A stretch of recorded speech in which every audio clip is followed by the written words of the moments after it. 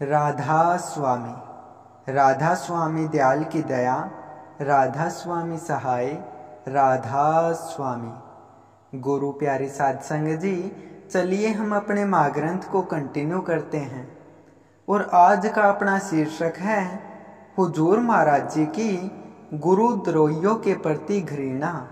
प्यारी साध संगत जी, हुजूर महाराज जी की अपने गुरु के प्रति अत्यधिक अद्वितीय सेवा, उनके असीम प्रेम और अभूतपूर्व समर्पण की परिणति में उन्होंने एक ऐसा अत्यदर्शनीय गुरुमुखता का ताज तैयार किया है जिसे पहनने के लिए केवल वे ही योग्य हैं और किसी अन्य शिष्य का इस महान सम्मान के पास पहुंचना असंभव लगता है।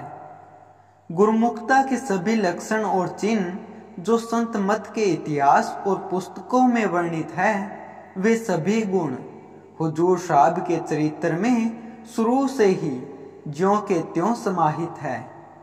इसलिए वे पूर्ण गुरुमुख की पदवी के सबसे उत्कृष्ट उदाहरण है। गुरुमुख का अपने गुरु के प्रति प्रेम केवल भावनात्मक नहीं होता, बल्कि उसमें गहरी वफादारी भी शामिल होती है। उनकी निष्ठा इतनी मजबूत होती है कि यह उनके लिए एक जुनून बन जाती है। जिस तरह एक सैनिक अपने देश की मिट्टी को अपनी मातृभूमि के समान मानता है और किसी भी व्यक्ति को जो नकारात्मक इरादों के साथ आगे बढ़ता है उसे अपना निजी और सबसे बड़ा दुश्मन मानता है, उसी तरह गुरुमुख भी अपने गुरु के प्रति समर्पित होते हैं। उनके लिए गुरु का संग और उनके अनुयायी उनके अपने परिवार जैसे होते हैं और जो लोग गुरु के खिलाफ होते हैं उन्हें वे अपना दुश्मन मानते हैं। हुजूर साहब के व्यक्तित्व में भी वफादारी का भाव बहुत गहराई से उनके हर अंश में नजर आता है। उनके गुरु विरोधी और गुरु द्रोही लोगों के प्रति इतनी घृणा थी कि वे उनके दर्शन तक सहन नहीं कर पाते थे। ऐसे व्यक्तियों को देखकर उनमें गहरा रोष उत्पन्न हो जाता था। बड़े महाराज जी ने कई बार उन्हें इन लोगों की परवाह न करने और माफ करने की सलाह दी, परंतु हुजूर साहब अपनी अनिच्छा को बड़े महाराज जी के समक्ष स्पष्ट रूप से व्यक्त कर देते थे। वे यह भी स्पष्ट कर देते थे कि वे इन व्यक्तियों के प्रति अपनी घृणा और क्रोध का त्याग नहीं कर सकते। जैसे कि एक बार बड़े महाराज जी से मिलने आश्रम में 5-6 व्यक्ति आए। ये सभी बड़े महाराज जी के गुरु भाई थे, अर्थात उन्होंने बड़े महाराज जी के गुरु अरमान साहब से नाम की दीक्षा प्राप्त की थी। गुरु अरमान साहब ने बड़े महाराज जी के मुकाबले कुछ ही सीमित व्यक्तियों को नाम की दीक्षा दी थी। बहुत वर्षों पहले जब अरमान साहब ने बड़े महाराज जी को नाम देने और सत्संग करने का आदेश दिया, तब बड़े महाराज जी ने उनसे अपने संग अपने अन्य गुरु भाइयों को भी यही वरदान देने की प्रार्थना की। बड़े महाराज जी अत्यंत पवित्र पर्वतीय शिष्य थे और उनकी इच्छा थी कि उनके गुरु का नाम और सत्संग पूरे हरियाणा में फैले। इस उद्देश्य से उन्होंने अपने गुरु अरमान साहब से यह अरदास की कि उनके सभी अन्य गुरु भाइयों को भी सत्संग करने और नामदान देने की जिम्मेदारी सौंपी जाए। अरमान साहब ने उन्हें समझाया कि नामदान देने का अधिकार केवल एक विशेष और बिरला गुरुमुख का ही होता है और उनके अलावा उन्हें कोई भी इस जिम्मेदारी के लिए उपयुक्त नहीं लगता। अरमान साहब ने यह भी चेतावनी दी कि जिनकी वे सिफारिश कर रहे हैं वे ही भविष्य में उनके दुश्मन बन सकते हैं, किंतु अपने गुरुमुख की दृढ़ अरदास को अरमान साहब अस्वीकार नहीं कर पाई और उन्होंने अन्य शिष्यों को भी हरियाणा में नाम का प्रचार करने का आदेश दिया। बड़े महाराज जी तो स्वतः संत थे और करनी के धनी थे। इसी कारण उन्होंने अपनी भक्ति और समर्पण के बल पर कुछ ही समय में राधा स्वामी नाम को हरियाणा, भारत और विदेशों में भी प्रसिद्ध कर दिया। उन्होंने अनेक आश्रमों की स्थापना भी की। दूसरी ओर अरमान साहब के अन्य शिष्यों, जिन्हें नाम प्रचार करने का आदेश मिला था, वे बड़े महाराज जी के समक्ष उल्लेखनीय परिणाम दिखाने में सफल नहीं हो पाए। जब बड़े महाराज जी ने हरियाणा में लाखों सत्संगी शिष्यों को संत मत के मार्ग पर चलने के लिए प्रेरित किया, तब उनके गुरु भाइयों में से कुछ ने 1-2 और कुछ ने केवल 10-12 शिष्यों को ही इस मार्ग पर लाने में सफलता प्राप्त की। बड़े महाराज जी की प्रगतिशीलता को देखकर उनके कुछ गुरु भाइयों में ईर्ष्या की भावना उत्पन्न हो गई और उन्होंने गांव में उनके खिलाफ झूठी और गलत बातें फैलाना शुरू कर दिया। जैसा कि अरमान साहब ने कई वर्षों पहले चेतावनी दी थी, उनकी बात सच साबित हो गई और ये गुरु भाई बड़े महाराज जी को परेशान करने लगे। उनमें से कुछ विभिन्न प्रकार के षड्यंत्र रचने लगे। कभी कभी संगत में उनके खिलाफ अफवाहें फैलाते और कभी कभी उनसे धन और आश्रम की संपत्ति हासिल करने के लिए नए विवादों का सृजन कर देते। जब हुजूर साहब बड़े महाराज जी के साथ रहने लगे तो इन लोगों का आश्रम में आना जाना धीरे धीरे कम हो गया। वे जानते थे कि हुजूर साहब एक बलवान और जज्बाती शिष्य हैं, जो कि अपने गुरु के खिलाफ थोड़ी सी भी चूक बर्दाश्त नहीं करेंगे। बड़े महाराज जी भी हुजूर साहब के आने के बाद निर्भीक हो गए और दिन रात की बेवजह पैदा की गई चिंताओं से मुक्त हो गए। जब इन सब लोगों का आश्रम आना जाना छूट गया तो उन्होंने बड़े महाराज जी के पीठ पीछे समाज में उनके खिलाफ निंदा और चुगलियां करना शुरू कर दिया। उनके विपरीत बड़े महाराज जी एक महान आत्मा और परम दयालु के स्वरूप थे।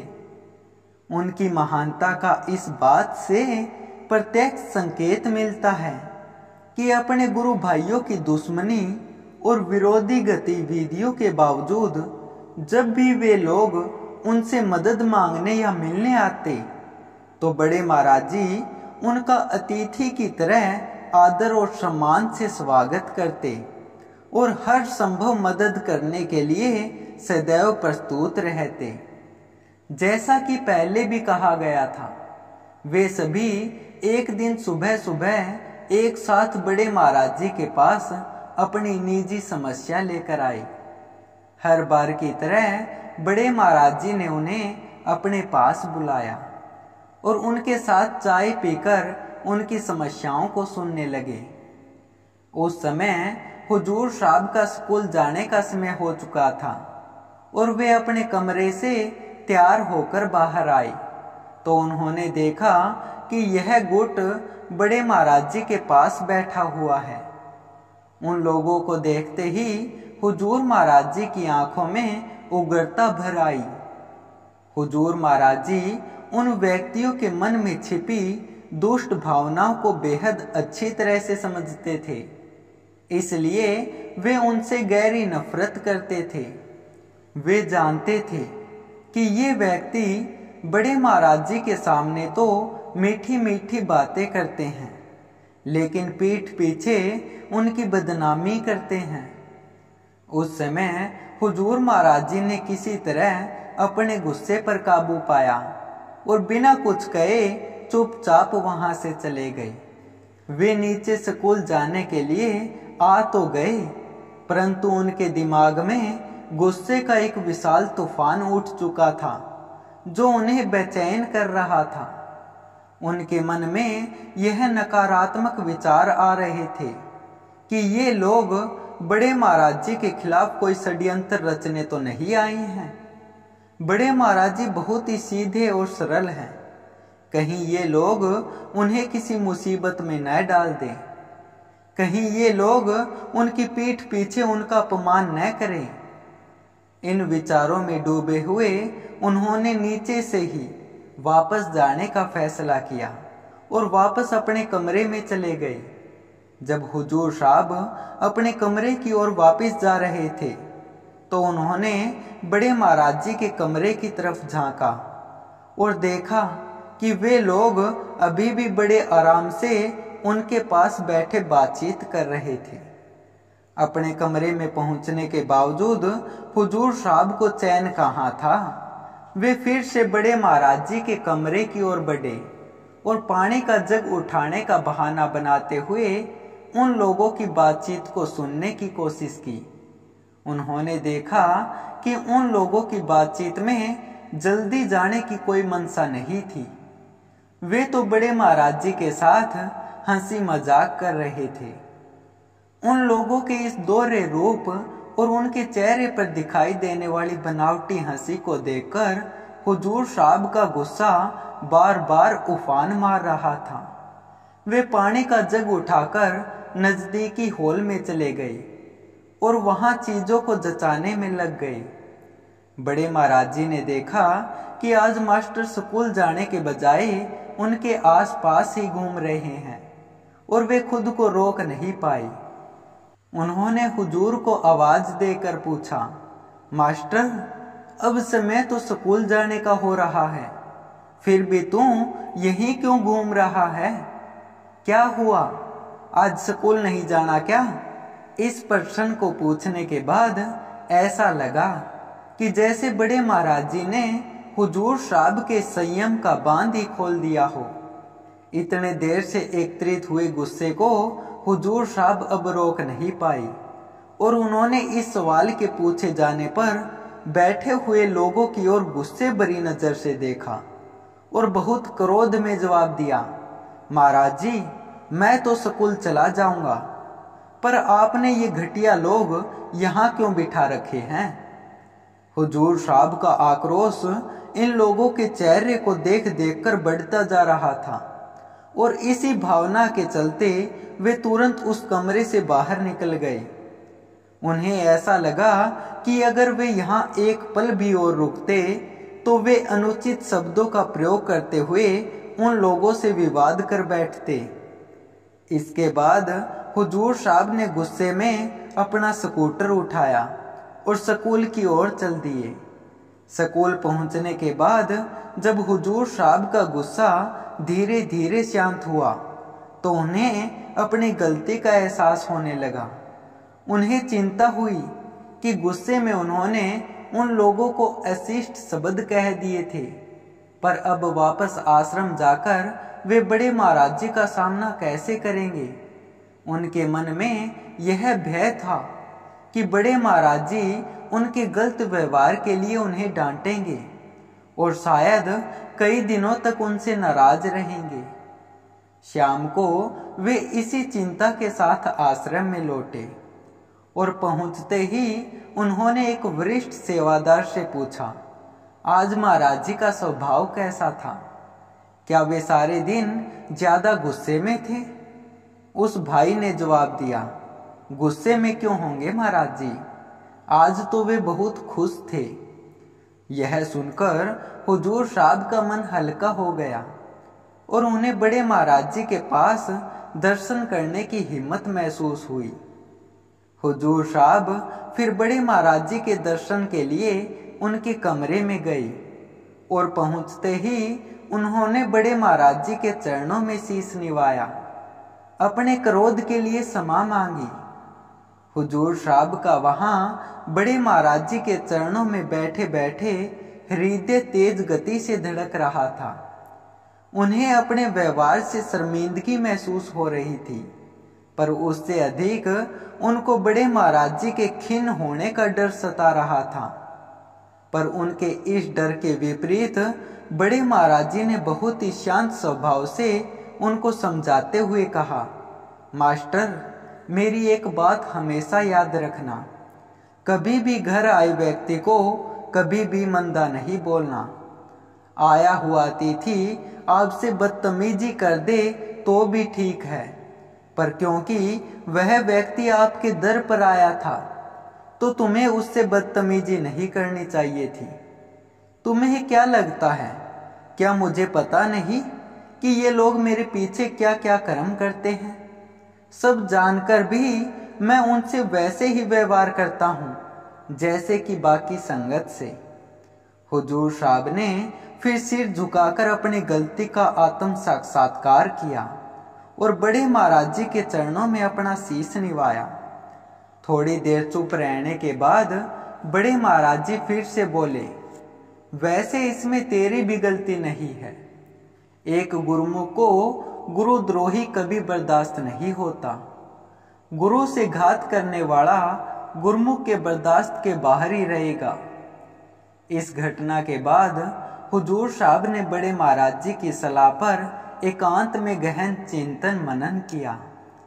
वे अपने व्यवहार को अच्छी तरह समझते थे और यह जानते थे कि अगर भविष्य में बड़े महाराज जी के विरोधी उनसे दोबारा मिलने की कोशिश करेंगे तो वे चाहकर भी अपने गुस्से पर काबू नहीं कर पाएंगे और उनसे फिर से कठोरता से पेश आएंगे। बड़े महाराज जी के सामने फिर से ऐसी गलती न हो, इसलिए उन्होंने निश्चय किया कि वे ऐसे गुरुद्रोही लोगों को नजरअंदाज करेंगे और उनके दर्शन ही नहीं करेंगे। इस निर्णय के बाद हुजूर साहब ने ऐसे दुष्ट प्रवृत्ति के लोगों से दूरी बना ली और जब भी वे उनके सामने आते, हुजूर साहब उनके दर्शन करने की बजाय अपना रास्ता बदल लेते थे। एक अन्य अवसर पर बड़े महाराज जी के एक पुराने शिष्य को बीमारी ने घेर लिया। यह शिष्य हुजूर साहब के आश्रम में आने से पूर्व बड़े महाराज जी के बहुत विशेष और निजी सेवकों में से एक हुआ करते थे। बड़े महाराज जी भी उसके प्रति गहरा प्यार और स्नेह रखते थे। वह शिष्य भी बड़े महाराज जी की सेवा को बहुत समर्पण के साथ करता था। सत्संगों में बड़े मधुर और प्रेरणादायक वाणी गाता था और सदैव बड़े महाराज जी के सानिध्य में रहता था। संतों के सानिध्य में रहकर अगर इंसान सेवा के साथ साथ करने भी करे तो उसका हृदय निर्मल होता चला जाता है।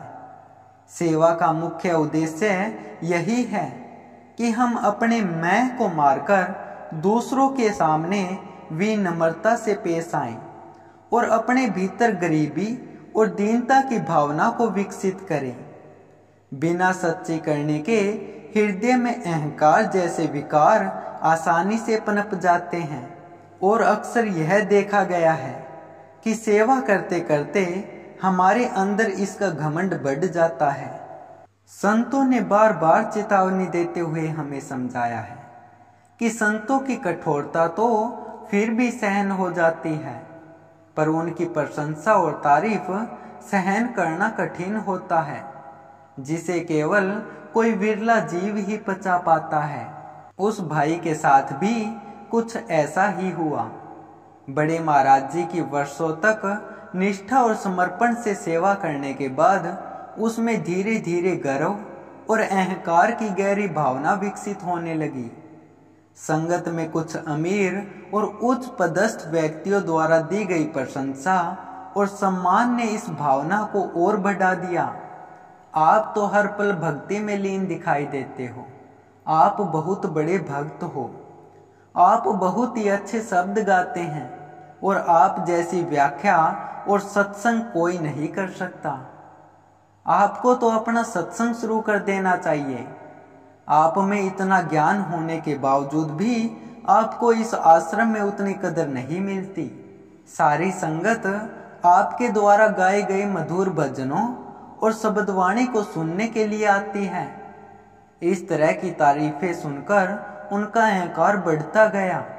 तारीफें सुन सुनकर उस भाई के हृदय में अभिमान ने जल्दी ही घर कर लिया और धीरे धीरे उनके मन में इतना अहंकार बढ़ गया कि उन्हें लगने लगा कि इतने ज्ञान के बावजूद भी उन्हें अपने गुरु से उचित सम्मान नहीं मिलता और वे उच्च पद के हकदार हैं। जब यह भ्रम उनके मन में पूरी तरह बस गया तो कुछ ही दिनों में वे एक छोटे से विवाद पर अहंकारवश आश्रम को छोड़कर चले गए और उसी गुट में शामिल हो गए जो बड़े महाराज जी के खिलाफ नया सत्संग और डेरा खड़ा करने की कोशिश में था।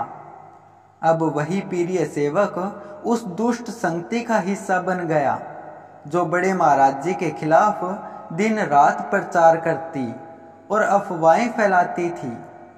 अपने इस प्रिय शिष्य को खोने का दुख बड़े महाराज जी को काफी दिनों तक सताता रहा। अपने सबसे प्रिय शिष्य से धोखा खाने के बावजूद बड़े महाराज जी ने कभी भी उसके प्रति घृणा भाव नहीं दिखाया, बल्कि जब भी सत्संग में उससे संबंधित प्रकरण आता तो वे यह शिक्षा देते कि एक शिष्य गुरु को छोड़ देता है, पर सतगुरु कभी भी अपने शिष्य को नहीं छोड़ता। चाहे शिष्य को अपनी भूल पहचानने में कितने भी जन्म लग जाए, वे यह भी फरमाते हैं कि शिष्य चाहे जीवन भर गुरु की शिक्षाओं को त्याग कर गलत कर्मों में लिप्त रहे, फिर भी अगर वह अंतिम समय में सच्चे दिल से अपने गुरु को याद कर लेता है तो भी गुरु उससे मुंह नहीं मोड़ते। इसलिए संत सतगुरु को बख्शनहार कहा जाता है।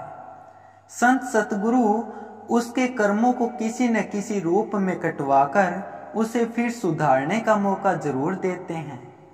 यही इस दोहे में भी कहा गया है, जब जब मार पड़ी दुखन की तब डर डर के भजन की ओरी, देखो मेहर दया सतगुरु की उसी भजन को मान लियोरी।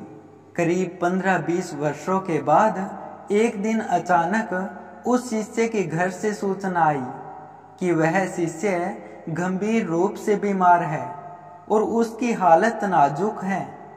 इस बात की सूचना जब बड़े महाराज जी को मिली तो वे व्याकुल हो उठे।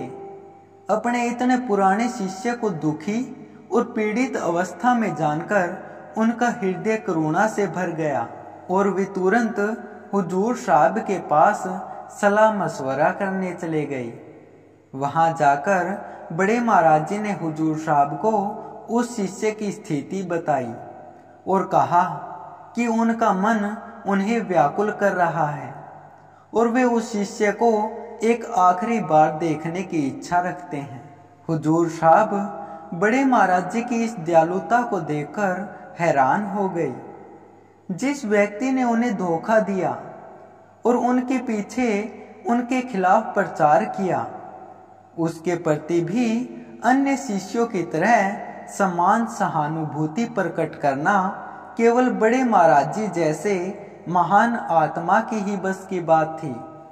हुजूर साहब ने उस पीड़ित शिष्य से मिलने की अनिच्छा व्यक्त की और कहा, महाराज जी, मेरे विचार से आपको उससे नहीं मिलना चाहिए। वह अपने विश्वासघात के कर्म का फल भोग रहा है। फिर भी यदि आप जाना चाहते हैं तो मैं आपके साथ चल तो लूंगा और आपको उसके घर तक पहुंचाऊंगा, पर मुझे उससे मिलने के लिए बाध्य न करें। मैं उस व्यक्ति के दर्शन नहीं करना चाहता जिसने आपको धोखा दिया है और आपके खिलाफ अपशब्द बोले हैं। बड़े महाराज जी ने हुजूर साहब की शर्त मान ली और वे उनके साथ उस शिष्य के घर जाने के लिए तैयार हो गए। हुजूर साहब ने बड़े महाराज जी को उसके घर पहुंचाया और फिर स्वयं बाहर वाहन के पास खड़े हो गए और उसके घर के अंदर कदम नहीं रखा। जब बड़े महाराज जी घर के भीतर उस शिष्य से उसके हाल चाल पूछ रहे थे, उतनी देर हुजूर साहब घर के बाहर दोपहर में उनकी प्रतीक्षा में खड़े रहे। बड़े महाराज जी ने उस शिष्य का हाल चाल पूछा और फिर आश्रम वापस लौट आए, लेकिन उसी रात उनकी तबीयत अचानक बिगड़ गई। रात्रि के समय उन्हें तीव्र बुखार आ गया। सुबह जब बड़े महाराज जी जागे तो उनका शरीर अभी भी बुखार की ज्वाला से तप रहा था और वे अपने शरीर में गहरी कमजोरी महसूस कर रहे थे। जब वे स्नान के लिए गए तो उन्हें एक और समस्या का सामना करना पड़ा। उन्होंने महसूस किया कि जब वे शौचालय जा रहे थे तो उनके पेशाब में खून भी आया। तबीयत के अचानक बिगड़ जाने से बड़े महाराज जी को अत्यंत कमजोरी का एहसास हुआ और इसी कारण वे अधिकांश समय अपने कमरे में ही बिता रहे थे। बड़े महाराज जी की संकटपूर्ण अवस्था 3 दिन तक यथावत बनी रही। इस दौरान हुजूर महाराज जी ने अनेक चिकित्सीय उपचार किए, परंतु उनकी स्थिति में कोई सुधार नहीं आया। भगवान से अनेक प्रार्थनाएं और विनतियां करने के बाद तीसरे दिन बड़े महाराज जी का बुखार धीरे धीरे कम हो गया और उनकी सेहत में सुधार होता प्रतीत हुआ। बड़े महाराज जी का स्वास्थ्य में सुधार देखकर हुजूर के दिल में एक गहरी राहत की भावना उमड़ आई। बड़े महाराज जी के दर्द का मंजर लगातार उनके मन में चुभ रहा था और अब आखिरकार सुकून की किरण पुनः प्रकट होने लगी। आज भी वे 3 दिन हुजूर साहब के जीवन में एक ऐसे भयानक और अविस्मरणीय घड़ी के रूप में प्रतिष्ठित हैं कि जब भी हुजूर महाराज जी उस समय की यादों को पुनः जीते हैं तो उनकी आंखें नम हो जाती हैं। जब बड़े महाराज जी की तबीयत सामान्य हो गई, उन्होंने हुजूर साहब को अपने पास बुलाया और कहा, मास्टर, अच्छा हुआ कि तू उस दिन उसके घर नहीं गया। तेरी बातें सच्ची थी। गुरुद्रोही के दर्शन नहीं करने चाहिए। गुरुद्रोही के दर्शन मात्र से उसका पाप दूसरे पर चढ़ जाता है। गुरु से धोखा करने का पाप इतना भारी होता है कि उसके साथ बिताया गया एक क्षण भी अच्छे से अच्छे गुरुमुख की सारी भक्ति को नष्ट कर सकता है। मेरी जो 3 दिनों की हालत हुई है वो उसी के पाप का परिणाम है। मास्टर, मेरी एक बात मान लेना, तू यह बात अपनी किताब में जरूर छपवाना कि गुरुद्रोही के मात्र दर्शन करने से भी उसका पाप अपने सिर पर चढ़ जाता है। प्यारी साध संगत जी, कल फिर यहीं से हम अपने महाग्रंथ को कंटिन्यू करेंगे। तब तक आप सभी को प्यार भरी राधा स्वामी जी।